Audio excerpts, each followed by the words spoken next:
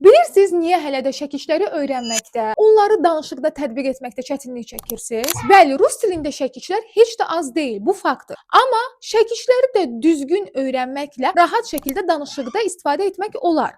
Necə? Rus dilində isimlər, sifətlər və əvəzliklər ayrıca hallanır. Və əgər siz bir dəfəyə bu üç mövzunu birləşdirib öyrənməyə çalışsaz, bu artıq sizin beyninizdə qarmaqarışıqlıq yaradacaq. Ən gözəl üsul, ilk növbədə isimləri öyrənirsiniz. Onların şəkillərini rahat şəkildə fikirləşmədən tətbiq etməyi öyrənirsiniz. Daha sonra artıq keçirsiniz növbəti mövzuya. Bir mövzunu tam anlamadan, tam bərk etmədən növbəti mövzuya keçdiyiniz zaman həm köhnə mövzu, həm də yeni mövzunu yarımçıq öyrənmiş olursunuz. Rus dili sistem dilidir və siz əgər rus dilini sistemli şəkildə öyrənsəz, inanın ki 4-5 aya sərbəst şəkildə qramatlı fikirlərinizi ifadə edə biləcəksiniz. Mən self-study kursumda rus dilinin tələbələrə addım-addım sistemli şəkildə öyrədirəm. Ətraflı məlumat əldə edib və ilk 2 dərsi tam ödəniş şəkildə izləmək istəyirsənsə, şərh bölməsində rus dili yaz.